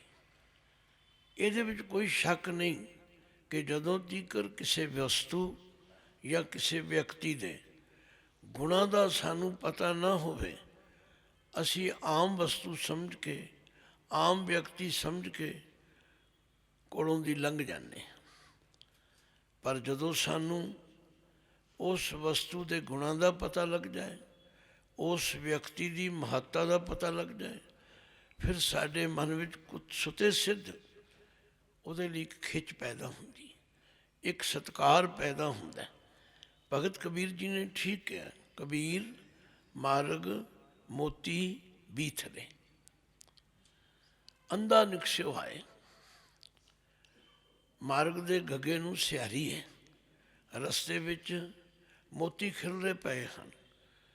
ਇੱਕ ਨੇਤਰਹੀਨ ਬੰਦਾ ਉਸ ਰਸਤੇ ਤੋਂ ਲੰਘਦਾ, ਉਹ ਮੋਤੀਆਂ 'ਤੇ ਪੈਰ ਧਰ ਕੇ ਲੰਘ ਜਾਂਦਾ ਕਿਉਂਕਿ ਉਹਨੂੰ ਪਤਾ ਹੀ ਨਹੀਂ ਕਿ ਕੀ ਹੈ। ਕਬੀਰ ਮਾਰਗ ਮੋਤੀ ਬੀਥਲੇ ਅੰਧਾ ਨਿਕਸਿਓ ਆਏ, ਜੋਤ ਬਿਨਾ ਜਗਦੀਸ਼ ਕੀ ਜਗਤ ਉਲੰਘੇ ਜਾਏ। ਇਸੇ ਤਰ੍ਹਾਂ ਸਾਡੀ ਹਾਲਤ ਹੈ। ਬਹੁਤੇ ਤਾਂ ਬਾਣੀ ਪੜ੍ਹਦੇ ਨਹੀਂ, ਜਿਹੜੇ ਵਿਰਲੇ ਪੜ੍ਹਦੇ ਹਨ ਉਹਨਾਂ ਨੂੰ ਵਿਚਾਰ ਦਾ ਪੱਲਾ ਨਹੀਂ ਫੜਿਆ। ਉਹ ਕਹਿੰਦੇ ਸਾਨੂੰ ਰਸ ਨਹੀਂ ਆਉਂਦਾ। ਮੈਂ ਗੁਰੂ ਗ੍ਰੰਥ ਸਾਹਿਬ ਦੀ ਹਜ਼ੂਰੀ ਵਿੱਚ ਦ੍ਰਿੜਤਾ ਨਾਲ, ਵਿਸ਼ਵਾਸ ਨਾਲ ਕਹਿ ਸਕਦਾ ਕਿ ਜੇ ਅਸੀਂ ਬਾਣੀ ਨੂੰ ਸਮਝ ਕੇ ਪੜ੍ਹਾਂਗੇ ਤੇ ਫਿਰ ਸਾਡਾ ਜੀਵਨ ਬਦਲੇਗਾ, ਫਿਰ ਬਾਣੀ ਵਿੱਚੋਂ ਸਾਨੂੰ ਰਸ ਵੀ ਆਏਗਾ। ਤੋ ਰਾਤ ਚੌਥੀ ਪੌੜੀ ਸਮੇਂ ਪਾਤਸ਼ਾਹ ਨੇ ਸਾਨੂੰ ਇੱਕ ਤਰੀਕਾ ਦੱਸਿਆ आख्या साचा साहिब साच नाए, भाखिया भाओ अपार, आखें मंगें दे दे, दात करे दाता। फिर के अगे रखिए, जित दिसै दरबार, मोह के बोलन बोलीए, जित सुन धरे प्यार। फिर पातशाह ने तरीका दसिया। मैं हमेशा ये कहना कि जदों सवाल सामने आउंदा ते औखा लगता, पर जदों उस्ताद टीचर गुरु तरीका दसते पे फिर औखा भी सौखा हो जाता। पातशाह ने फरमाया अमृत वेला सच नाओ वडियाई विचार। हुण करना तो सानू पेगा। अज सिखां विच सब तो वड्डी कमी ये आई है कि जी तुसी साडी थां पाठ करते हो, तुसी साडी थां अरदास करते हो, तुसी साडे सिर ते हथ धरते हो, आप कुछ नहीं करना चाहते। याद रखो, जब तक आप नहीं करांगे, पुराने बजुर्ग एक मुहावरा वरतते सन, आप मरे बिना स्वर्ग नहीं जाया जाता। जब तक असी आप नहीं करांगे तो अमृत वेले भी उठना पवेगा, सच्चे नाम नाल जुड़ना भी पवेगा, तो वडियाइयां दी विचार भी करनी पवेगी। फिर गुरु पातशाह गारंटी देंदे ने, कर्मी आवे कपड़ा, फिर प्रेम रूपी कपड़ा मिलेगा। नदरी मोख द्वार, नानक एवै जानिए सब आपे सजिया। आओ हुण पंजवीं पौड़ी पढ़िए। थापिया ना जाए, कीता ना होए, आपे आप निरंजन सोए, जिन सेव्या तिन पाया मान, नानक गावीए गुणी निधान।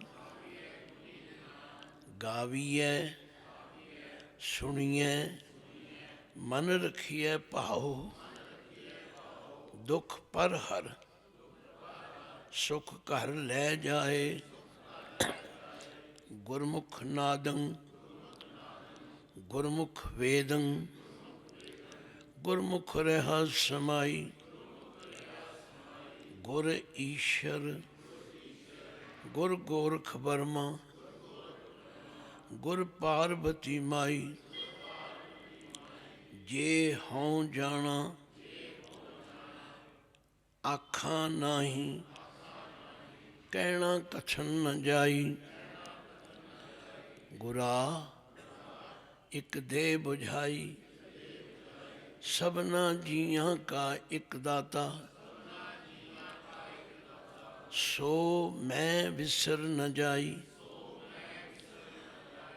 हुण पातशाह उस वाहिगुरु अकाल पुरख की इंट्रोडक्शन कराउंदे, जिस दे गुणां नूं असीं गाउणा है, जिस दियां वडियाइयां दी विचार करनी है, जिस दी किरपा नाल प्रेम रूपी कपड़ा मिलना है, जिहदी बख्शिश नाल असीं विकारां तो मुक्त हो सकते हैं। वो है कैसा?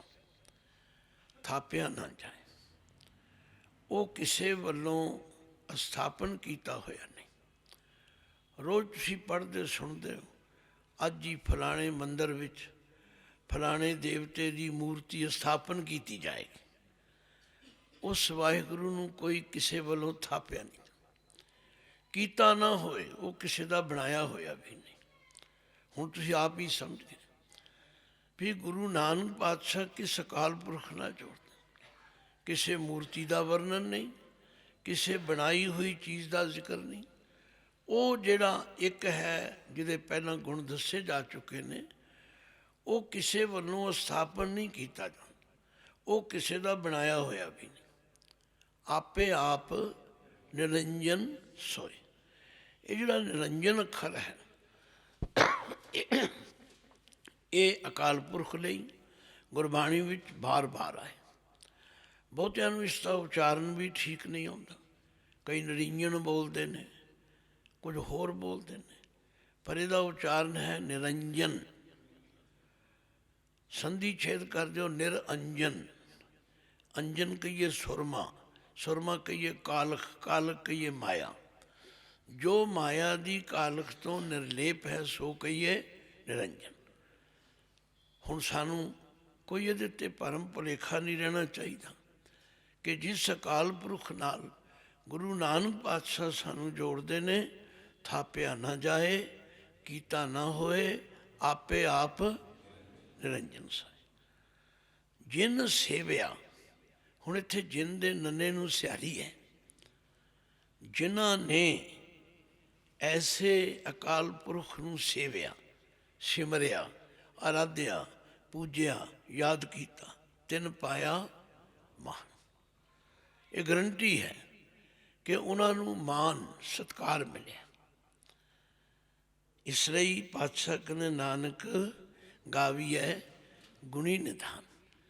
ਐਸਾ ਜੋ ਗੁਣਾਂ ਦਾ ਖਜ਼ਾਨਾ ਹੈ, ਜਿਹਦੇ ਵਿੱਚ ਗੁਣ ਹੀ ਗੁਣ ਹਨ, ਨਾਨਕ ਜੀ ਫਰਮਾਉਂਦੇ ਨੇ ਗਾਵੀਐ, ਉਸ ਨੂੰ ਗਾਉਣਾ ਕਰੀਏ, ਉੱਠਦਿਆਂ ਵੀ ਗਾਈਏ, ਬਹਿੰਦਿਆਂ ਵੀ ਗਾਈਏ। ਲੋਕ ਪੁੱਛਦੇ ਨੇ ਕਿੰਨੀਆਂ ਮਾਲਾ ਫੇਰੀਏ, ਕਿੰਨੀ ਵਾਰੀ ਸਿਮਰੀਏ। ਨਹੀਂ ਨਹੀਂ, ਮੇਰੇ ਸਤਿਗੁਰੂ ਕਹਿੰਦੇ ਨੇ ਉਠਤ ਬੈਠਤ ਸੋਵਤ ਧਿਆਈਐ, ਮਾਰਗ ਚਲਤ ਹਰੇ ਹਰ ਗਾਈਐ। ਜਿੰਨਾ ਟਾਈਮ ਗਿਣਤੀਆਂ 'ਚ ਲਾਉਣਾ ਹੈ, ਉਹਨਾਂ ਟਾਈਮ ਉਹਨੂੰ ਯਾਦ ਕਰਨ 'ਤੇ ਲਾਓ। ਗਿਣਤੀਆਂ 'ਚੋਂ ਕੀ ਲੈਣਾ? ਜਿਹੜੀ ਚੀਜ਼ ਨਾਲ ਪਿਆਰ ਹੋਵੇ ਉਹਨੂੰ ਗਿਣਤੀਆਂ ਨਾਲ ਯਾਦ ਕਰਦੇ ਹੋ, ਉਹਨੂੰ ਤਾਂ ਅਸੀਂ ਫਿਰ ਬਾਰ ਬਾਰ ਯਾਦ ਕਰਦੇ। ਤੋ ਬਾਰ ਬਾਰ ਪ੍ਰਭ ਜਪੀਐ, ਪੀ ਅੰਮ੍ਰਿਤ ਇਹ ਮਨ ਤਨ ਤ੍ਰਪੀਐ। ਫਿਰ ਤ੍ਰਿਪਤੀ ਹੋ ਜਾਏਗੀ। ਫਿਰ ਗਾਵੀਐ, ਸੁਣੀਐ, ਮਨ ਰੱਖੀਐ ਪਾਓ। ਹੁਣ ਜਿਹੜੇ ਤੁਹਾਡੇ ਵਿੱਚੋਂ ਕੋਈ ਨੋਟ ਕਰ ਰਹੇ ਨੇ, ਉਹ ਨੋਟ ਕਰੋ। ਮਨ, ਮੰਮਾ ਨੰਨੇ ਨੂੰ ਔਂਕੜ ਮਨ, ਮੰਮਾ ਨੰਨਾ ਮੁਕ